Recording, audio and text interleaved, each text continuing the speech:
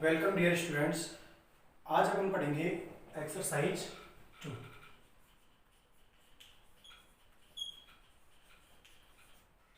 Real numbers.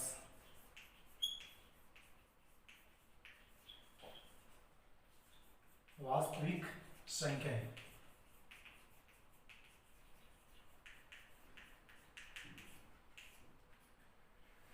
पिछले क्लासों में हमने प्राकृत संख्या, पूर्ण संख्या, पूर्णांकों के बारे में और उन पर आधारित जो संक्रियाएं हैं, ऑपरेशंस हैं, योग संक्रिया, गुणन संक्रिया, भाग संक्रिया आदि के बारे में अध्ययन किया है। इस प्रश्नावली में हम वास्तविक संख्याओं के ऊपर कुछ संक्रियाएं करेंगे, जैसे परिमेय संख्याओं का जो दशमलव प्रसार है, डेसिमल एक्सप्रेशन, वो शांत होता है, अशांत होता है, इसके बारे में चर्चा करेंगे। कुछ अपरिमेय संख्याओं को प्रमाणित करेंगे। तो हम चर्चा करते हैं। इसमें सबसे पहले एक यूनानी गणितज्ञ थे जिनका नाम था यूक्लिड, और उन्होंने वास्तविक संख्याओं के संदर्भ में काफी अनुप्रयोग किए और उन्होंने एक सिद्धांत प्रतिपादित किया, और उस सिद्धांत को उन्होंने बताया हमें उन्हीं के सम्मान में, उन्हीं के नाम से यूक्लिड विभाजन प्रमेय का।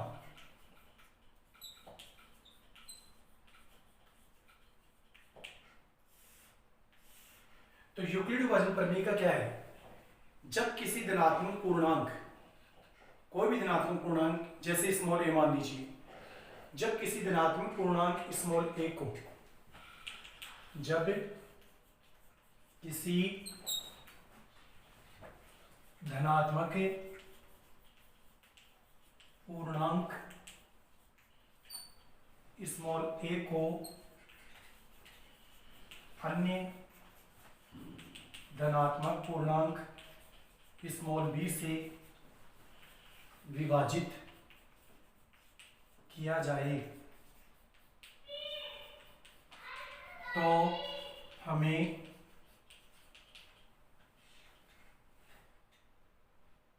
भागफल स्मॉल क्यू व शेषफल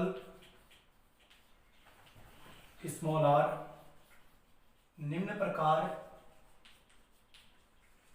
प्राप्त होता है कि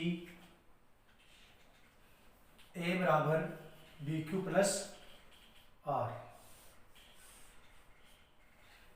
जहां 0 is less than equal R is less than B. इसका मतलब यह है कि जो शेषफल है, यहां से इसको रीड करेंगे, शेषफल है उसका मान, इसका ओपन माउथ है सर, ये जो चिन्ह है इसका ओपन माउथ इस ओर है आर की तरफ, तो आर का मान 0 से बड़ा होगा, या फिर ये जो आपको लाइन दिख रही है बराबर को शो करती है, आर का मान 0 के बराबर होगा। लेकिन यहां बराबर का चिन्ह नहीं है, यहां देखें तो इसका क्लोज मुंह है आर की तरफ, तो आर का मान छोटा होगा बी से।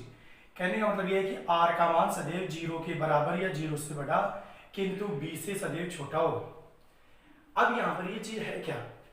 छोटी क्लासों में जो हमने पढ़ा था, भाग करते थे सिंपल और उनकी जांच करते थे, उसके लिए सूत्र यूज करते थे, भाज्य बराबर भाजक इंटू भागफल प्लस शेषफल। तो ए तो यहां पर क्या हो गया? भाज्य, बी हो गया भाजक, इंटू में क्यू हो गया भागफल क्यूशेंट, और प्लस रिमाइंडर और शेषफल। तो इसके बाद में हम चर्चा करते हैं इस पर आधारित कुछ एग्जाम्पल्स की। पहला एग्जाम्पल है, दर्शाइए कि कोई भी धनात्मक पूर्णांक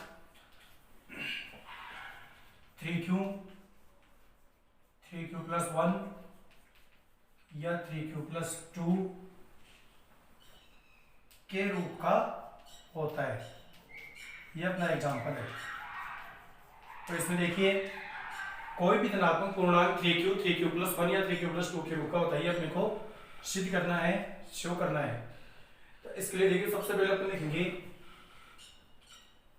यूक्लिड विभाजन प्रमेयिका से, यूक्लिड विभाजन प्रमेयिका से क्या हो जाएगा, a बराबर बी क्यू प्लस आर। यहां पर देखें तो सब में देखिए 3q प्लस 1 3q प्लस 2, यानी q का जो गुणांक है वो 3 है और यहाँ अपने q का गुणांक है b यानी कि भाजक।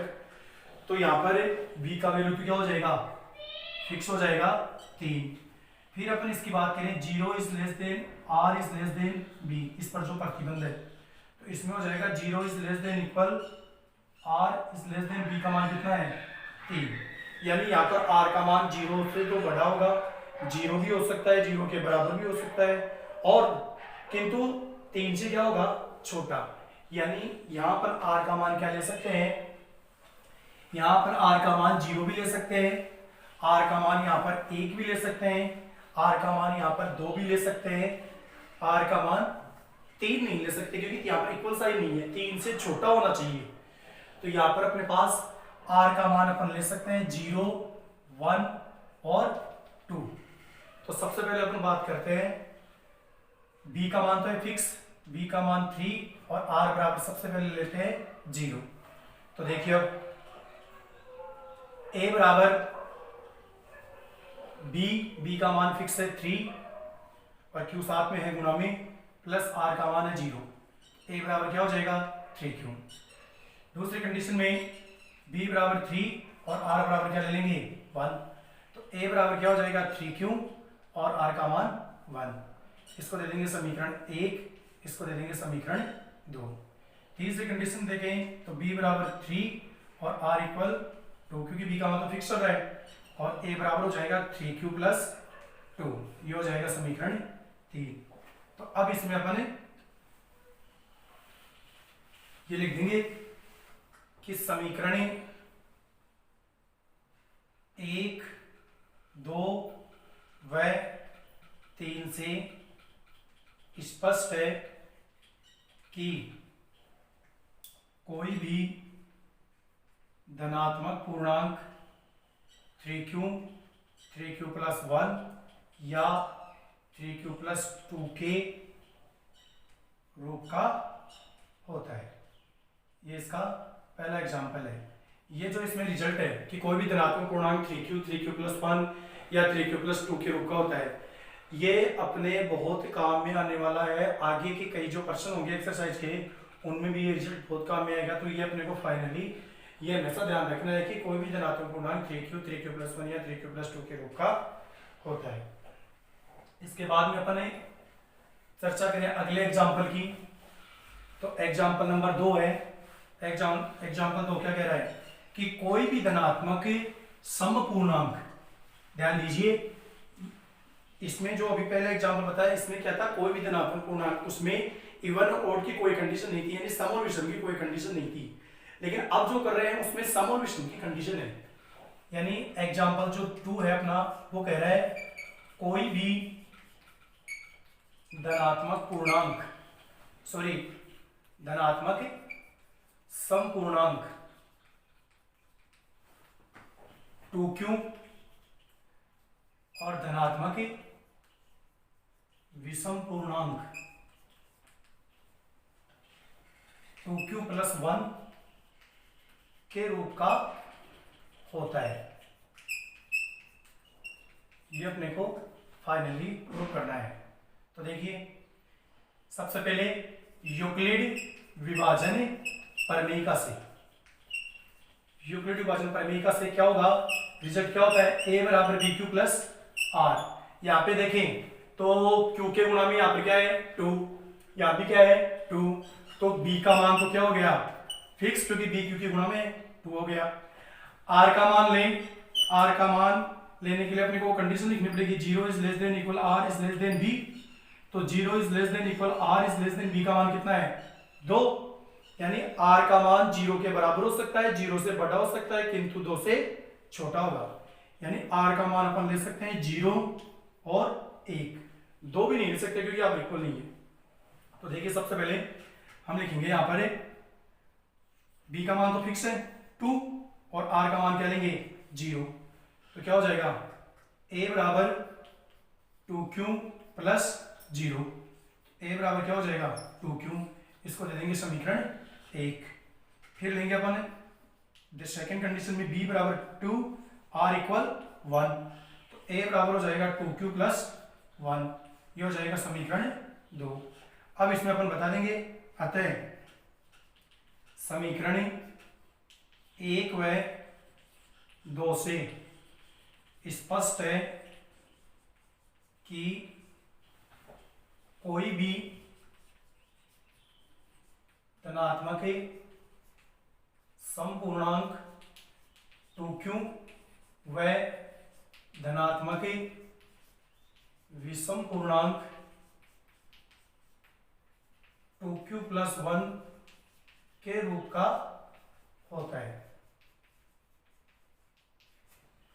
तो इसमें ये नॉर्मल सी बस ये कंडीशन ध्यान रखनी है, और q के गुणा में जो b होता है उसको ध्यान में रखना है, और अपन ये सिद्ध कर सकते हैं। देखिए एग्जाम्पल 3 में क्या कह रहा है कि दर्शाइए कि कोई भी धनात्मक पूर्णांक, अब इसमें ये कंडीशन नहीं है कि वो सम है विषम है, बात इतनी सी है कि कोई भी धनात्मक समपूर्णांक। एग्जाम्पल 3 है अपना, उसमें कह रहा है कोई भी धनात्मक पूर्णांक का वर्ग, किसी भी धनात्मक पूर्णांक का वर्ग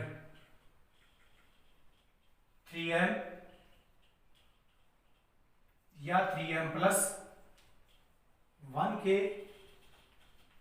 रूप का होता है।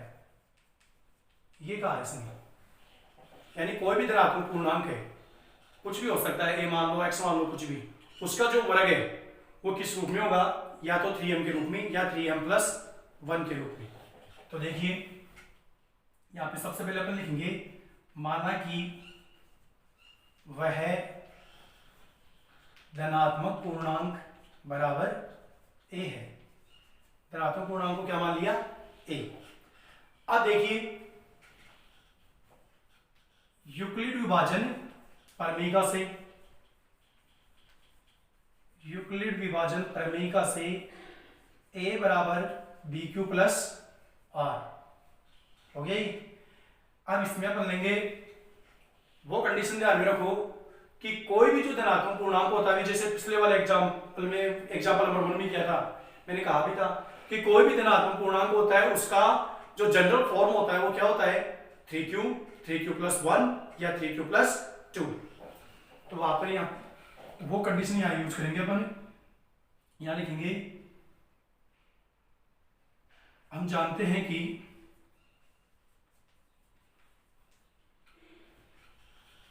कोई भी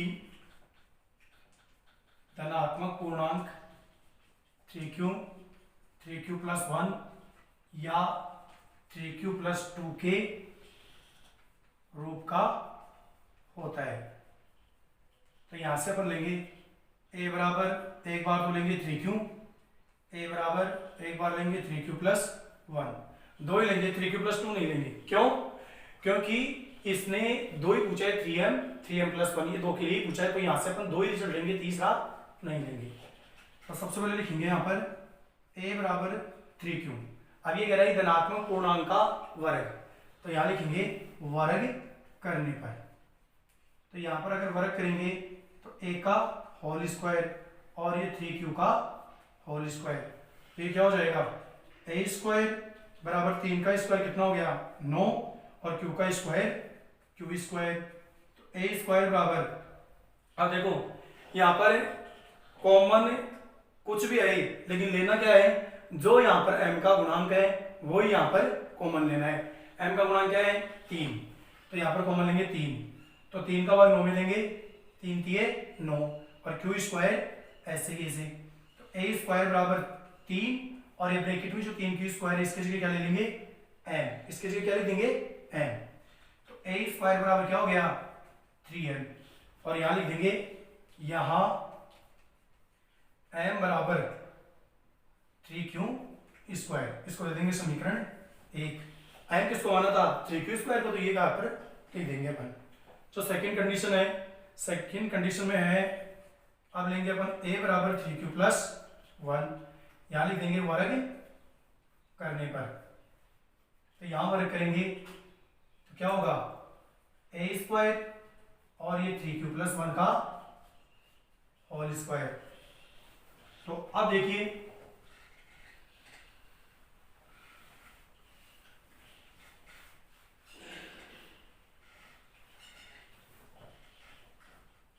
ये स्क्वायर तो हो जाएगा, ये 3q प्लस 1 का होल स्क्वायर।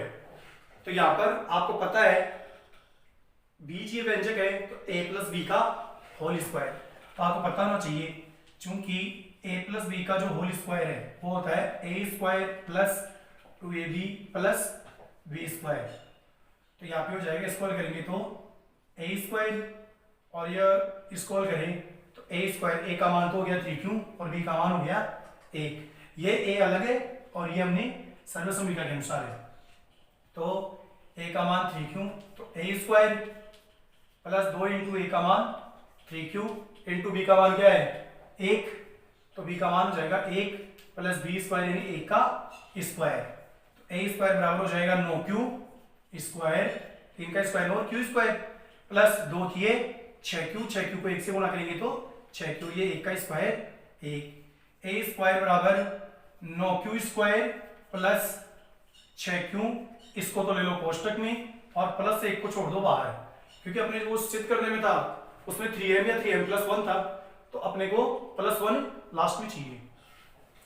तो a स्क्वायर बराबर, अब यहां पर भी कॉमन अपने को प्रूफ में क्या था 3m प्लस 1, तो ये तो कर चुके 3m प्लस 1। तो यहां भी m का गुणांक क्या है 3, तो यहां कॉमन क्या लेंगे 3, 3 दिए 9 और ये q स्क्वायर और ये 3 दूनी 6 और q ऐसे के ऐसे प्लस 1। अब यहाँ पर ये नहीं देखना है कि कॉमन इसमें q भी आ रहा है, कॉमन वही लेंगे जो m का गुणांक है, सिर्फ वही। तो अब देखिए a स्क्वायर बराबर 3 और इस ब्रैकेट की जगह क्या लिख देंगे n प्लस 1, a स्क्वायर बराबर 3m प्लस 1, इसको दे देंगे समीकरण 2 और नीचे लिख देंगे यहां m बराबर, m किसको माना है 3q स्क्वायर प्लस 2q, इसको हमने क्या माना है m। और अब लिख देंगे अतः स्पष्ट है कि, या इसमें ये भी ऐड कर सकते हो, अतः समीकरण 1 व 2 से स्पष्ट है कि किसी भी धनात्मक पूर्णांक का जो वर्ग है वो 3m या 3m प्लस 1 के रूप का होता है। इस प्रकार यूक्लिड विभाजन प्रमेय पर आधारित ये 3 एग्जाम्पल थे। इसके बाद में हम चर्चा करते हैं यूक्लिड विभाजन एल्गोरिथम की। यूक्लिड विभाजन एल्गोरिथम क्या है, तो देखिए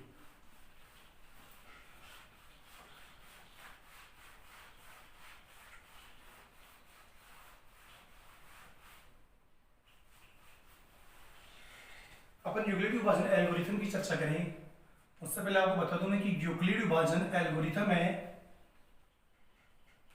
वो यूक्लिड विभाजन प्रमेयिका पर ही आधारित है। यूक्लिड विभाजन एल्गोरिथम यूक्लिड विभाजन प्रमेयिका पर ही आधारित है, यानी जो उसमें था वो इसमें है कि किसी धनात्मक पूर्णांक स्मॉल a को अन्य धनात्मक पूर्णांक स्मॉल b से डिवाइड किया जाए, भाग दिया जाए, तो वे भागफल स्मॉल q और शेष पर स्मॉल r निम्न प्रकार प्राप्त होते हैं कि a बराबर bq प्लस r, यानी जो यूक्लिड विभाजन लीमा यानी कि प्रमेयिका में था वो ही किसमें यूज होगा एल्गोरिथम में, क्योंकि यूक्लिड विभाजन एल्गोरिथम यूक्लिड विभाजन प्रमेयिका पर ही आधारित है। एक चीज और, यूक्लिड विभाजन एल्गोरिथम का एक दूसरा नाम भी है, प्राय एग्जाम में नाम पूछ लिया जाए तो ध्यान में रखना, यूक्लिड विभाजन एल्गोरिथम को कलन विधि के नाम से भी जाना जाता है। अब कई बार इसमें सब में देखें तो ये समझ में आता है, ये तो मैथमेटिशियन का नाम था, विभाजन का मतलब डिवीजन सबको समझ में आता है। एल्गोरिथम क्या है, देखो यूक्लिड ने ये बताया था एल्गोरिथम के बारे में समझाया था कि एल्गोरिथम सुपरिभाषित शब्दों की एक ऐसी श्रृंखला होती है जिसमें किसी समस्या के निस्तारण के लिए, किसी समस्या के सॉल्यूशन के लिए बताया जाता है। यानी एक तरह के ये चरण होते हैं, स्टेप्स होते हैं, जिनको अपन एल्गोरिथम कहते हैं। तो यूक्लिड विभाजन एल्गोरिथम में भी यही रिजल्ट है। यूक्लिड विभाजन एल्गोरिथम का जो मुख्य उपयोग है, मुख्यतः इसका जो उपयोग है दो धनात्मक पूर्णांकों का HCF परिकलित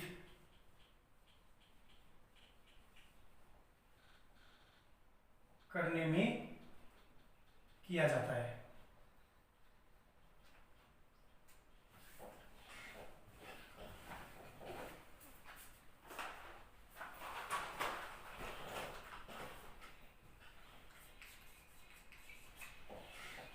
तो दो धनात्मक पूर्णांकों का HCF परिकलित करने के लिए अपन किसका उपयोग करते हैं? यूक्लिड विभाजन एल्गोरिथम का। तो अब इसमें कैसे यूक्लिड विभाजन एल्गोरिथम से दो धनात्मक पूर्णांकों का HCF ज्ञात किया जाता है। तो देखिए, सबसे पहले अपने पास एक एग्जांपल है।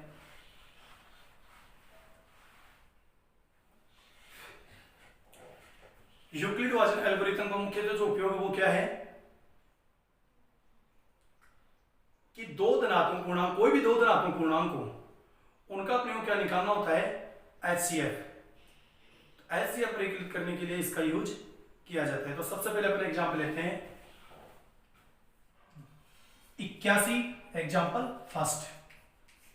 81 व 237 का HCF यूक्लिड विभाजन एल्गोरिथम से ज्ञात कीजिए। यूक्लिड विभाजन एल्गोरिथम से या कलन विधि से ज्ञात कीजिए। तो देखिए, सबसे पहले अपन जो बड़ी संख्या है उसको तो लिखेंगे पहले, और जो छोटी संख्या है उसको लिखेंगे बाद में, और बीच में ये ग्रेटर देन का चिन्ह लगा देंगे। सबसे पहले स्टेप में ये करना है। उसके बाद में अपने को क्या करना है? यहाँ पे लिखना है यूक्लिड विभाजन एल्गोरिथम से।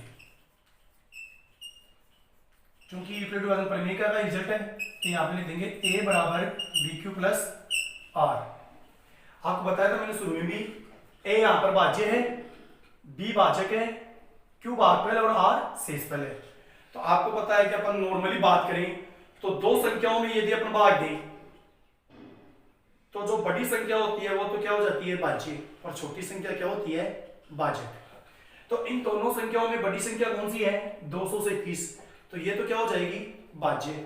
और भाज्य अपने पास क्या है? एक, तो इसके जगह तो आ जाएगा 237। बी यहां पर क्या है? भाजक। भाजक कितना है? 87, जो छोटी संख्या है, इंटू भागफल और शेषफल आपको पता है भाग देने के बाद में ही आते हैं।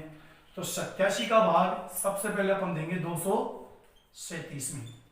तो 87 का भाग 237 में दे तो 2 में नहीं जाएगा, 23 में नहीं जाएगा, 237 में जाएगा। तो कितनी बार जाएगा?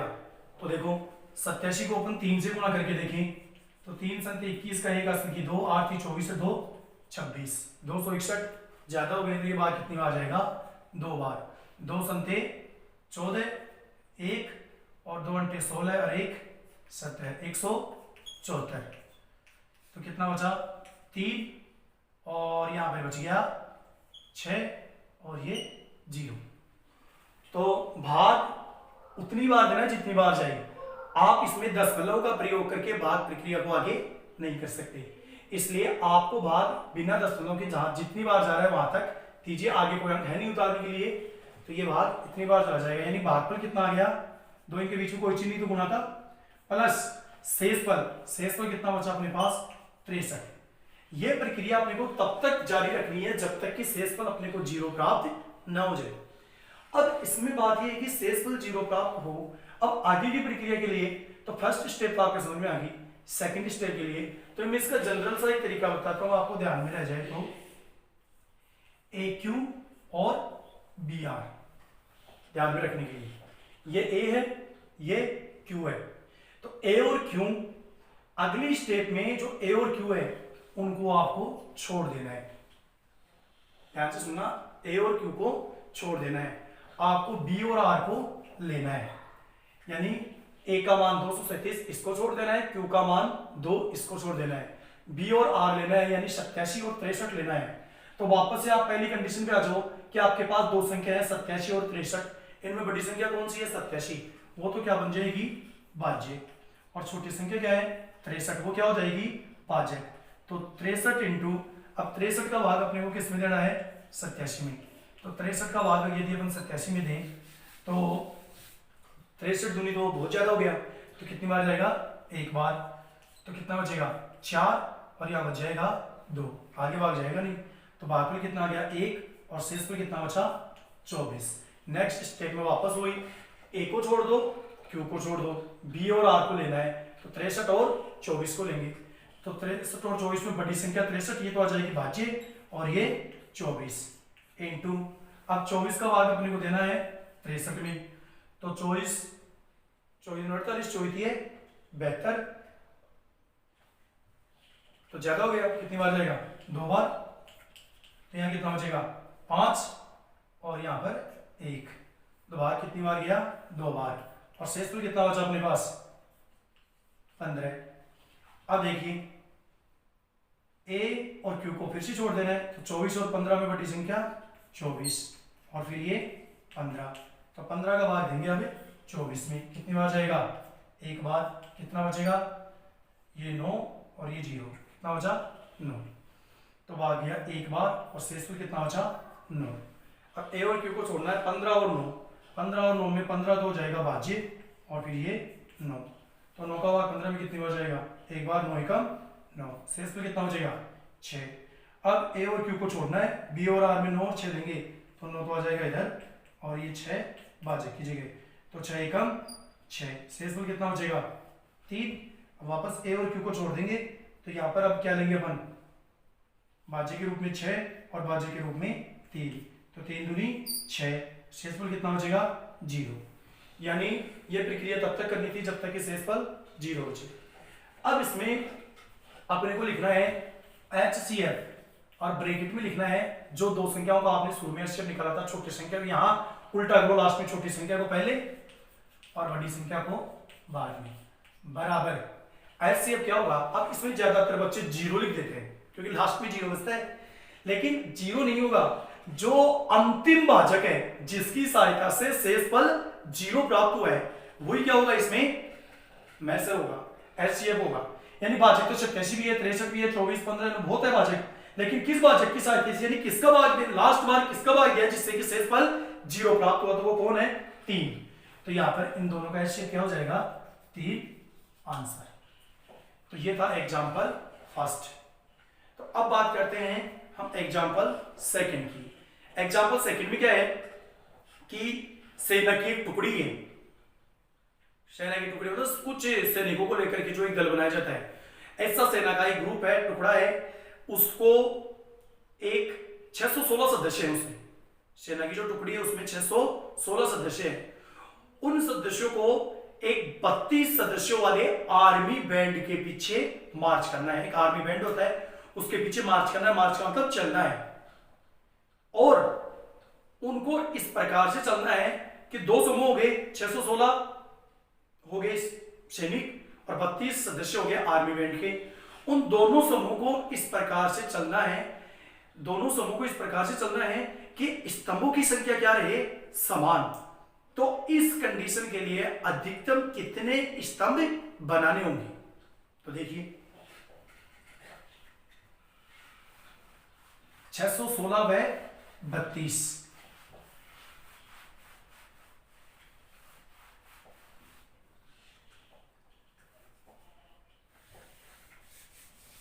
इसमें देखो क्या होगा, ये एग्जाम्पल 616 और 32, तो 616 ग्रेटर देन 32, यानी इनका भी क्या निकालना पड़ेगा HCF, अधिकतम स्तंभों की संख्या पूछी है तो HCF निकल जाएगा।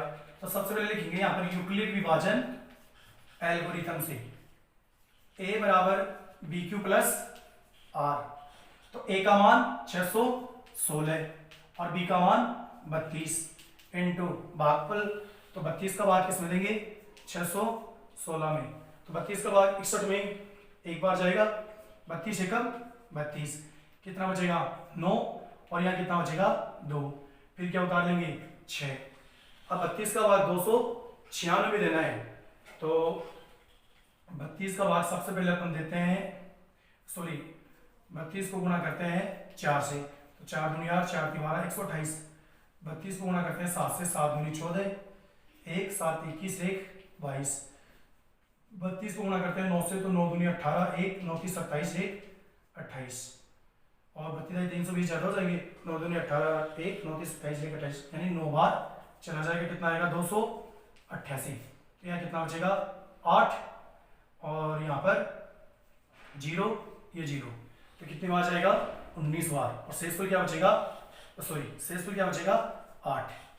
अब यहाँ पर ए और क्यू को क्या करना है, अपने को स्किप करना है, छोड़ देना है, तो अब लेंगे 32, बी और आर को लेना है, और ये हो जाएगा 8। अब 8 का भाग 32 में देना है, तो 4 बार चला जाएगा, 8 चौक 32, शेषफल क्या बचेगा 0, तो यहाँ पर अंतिम बार कौन सा आया 8, तो यहाँ पर HCF ऑफ 32 616 बराबर कितना आ गया 8, तो यहाँ पे लिखेंगे अधिकतम स्तंभों की संख्या कितनी होगी 8, इसको अंडरलाइन कर देना है, 8 होगी आंसर। ये था एग्जाम्पल 2। अब एग्जाम्पल 3 देखिए, एग्जाम्पल 3 एग्जाम की दृष्टि से भी बहुत इंपॉर्टेंट है।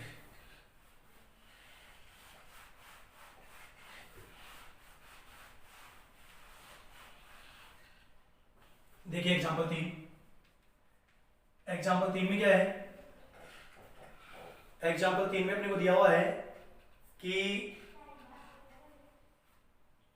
दो पूर्णांक है, दो संख्याएं हैं 245 और 2053। तो प्रश्न यह है कि वह बड़ी से बड़ी संख्या ज्ञात कीजिए, वह बड़ी से बड़ी संख्या ज्ञात कीजिए जिससे 245 और 2053 को भाग दिया जाए तो प्रत्येक स्थिति में शेषफल 5 रहे। तो देखिए एक बात पूछना चाहूंगा आपसे, शेषफल कब रहता है? मान लीजिए हम दुकान पे गए, 10 रुपए हमने दिए, 7 रुपए की चीज ली, तो अपने पास 3 रुपए बचेंगे। लेकिन 10 रुपए की चीज, 10 रुपए लेके गए, 13 रुपए की चीज ले ली, तो अपने पास कुछ बचेगा नहीं, बचेगा, देने पड़ेंगे। और 10 रुपए लेके गए, 10 रुपए की चीज ली, तो अपने पास कुछ नहीं बचा, यानी अगर एक्स्ट्रा होगा तभी तो बचेगा। तो अपन ऐसा करें, तो जो अपने पास संख्या दी हुई है 245 और 2053, ये दो संख्याएं हैं, और हमें वो बड़ी से बड़ी संख्या याद करनी है जिससे इन दोनों संख्याओं को विभाजित करें तो शेषफल 5 बचे। तो अपन ऐसा करें, जो बचे उसको पहले ही कम कर दे और ये मान लें कि कुछ नहीं बचेगा, यानी कि 245 में 5 घटा दे तो 240, और 2053 में 5 घटा दे तो 2048। अब ये जो नई संख्या प्राप्त हुई है, इनका अपन क्या फाइंड करते हैं, बड़ी से बड़ी संख्या के लिए एचसीएफ ज्ञात करते हैं। तो क्या ज्ञात करते हैं, एचसीएफ। तो क्या हो जाएगा 2048 ग्रेटर देन 240। तो यहां पर अपन लिखेंगे यूक्लिड विभाजन एल्गोरिथम से। यूक्लिड विभाजन एल्गोरिथम से क्या होगा, a बराबर bq प्लस r। तो यहां पर a का मान हो जाएगा 2048 बराबर b का मान क्या हो जाएगा 240, भागफल शेषफल भाग देने के बाद, तो 240 का भाग देंगे अपन 2048 में, तो 240 तो जाएगा नहीं, 2048 में दें तो ये भाग जाएगा लगभग, देखते हैं अपन, 4×192 और 0 है तो 1920, तो ये 9 बार, सॉरी 8 बार चला जाएगा, 1920 8 बार चला जाएगा। तो यहां अपने पास बचेगा 8 2 1 और ये 0, यानी भाग गया 8 बार, और शेषफल कितना बचा अपने पास 120। 128। अब ए और क्यू को छोड़ देना है, तो अब ले लेंगे 240 और भाग किसका लेंगे 128 का, यानी भाजक ले लेंगे 100, नया भाजक क्या ले लेंगे 128।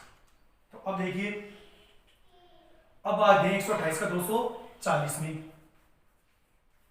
तो 256 दो बार ज्यादा हो गया तो 128, तो यहाँ क्या बचेगा 2 और यहाँ बच जाएगा 1 और ये सॉरी 1 ही बचेगा यहाँ भी, तो 112, तो भाग गया एक बार और शेष पे बचेगा 112।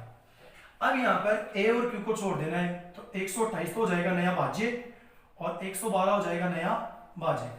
अब 112 का भाग यदि अपन 128 में दें तो ये भी कितनी बार जाएगा एक बार, तो यहाँ अपने पास बचेगा 6, ये 1 ये 0 16 एक बार और शेषफल क्या बचेगा 16। अब यहाँ पर अपन नया भाज्य क्या ले लें 112 ए और क्यू को छोड़ देंगे और नया भाज्य क्या ले लेंगे 16 से क्या होता है 112, शेषफल क्या बचेगा 0।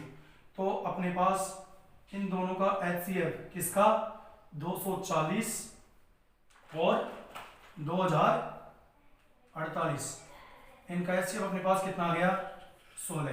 तो अब अपन लिख देंगे फाइनली अतः वह बड़ी से बड़ी संख्या 16 होगी, 16 को अंडरलाइन कर देंगे आंसर। तो ये थी अपनी प्रश्नावली 2 की इंट्रोडक्शन, तो प्रश्नावली 2 का इंट्रोड्यूस हुआ और उसके साथ ही हमने कुछ एग्जाम्पल किए उस पर आधारित। अब नेक्स्ट क्लास में पढ़ेंगे एक्सरसाइज 2.1। ठीक, ओके, थैंक यू।